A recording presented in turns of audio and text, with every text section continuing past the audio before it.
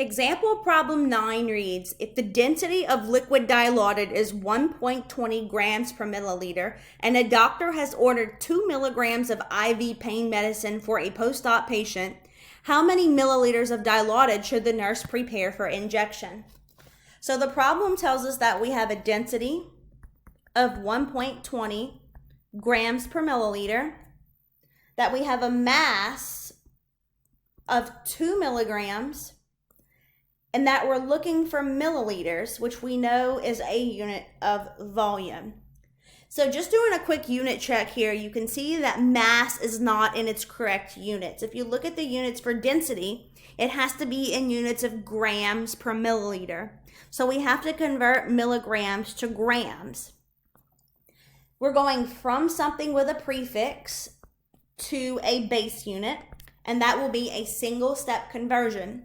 So draw your multiplication symbol, draw your division bar, bring milligrams to the bottom to cancel, and put grams on top.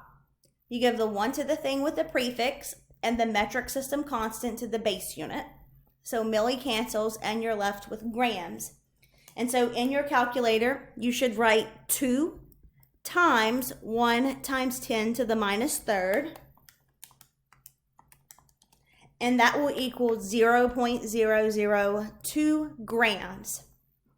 So the equation that we're going to be using is density equals mass over volume, where we're looking for the denominator. If you remember from a couple of problems ago, the trick to always getting the correct algebraic rearrangement whenever you're looking for something in the denominator is to switch spots with what is on the other side of the equal sign. We end up with the rearrangement of volume equals mass divided by density.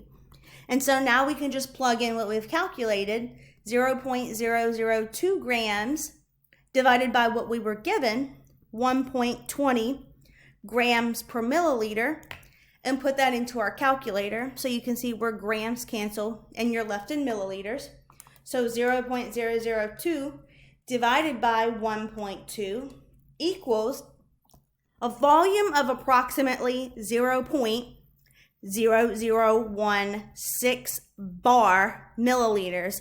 And that bar just means that it's ongoing. So 66666 to infinity. You could round that to 0.0017 and it would still be correct. Thanks, and let me know if you have any questions about example problem 9.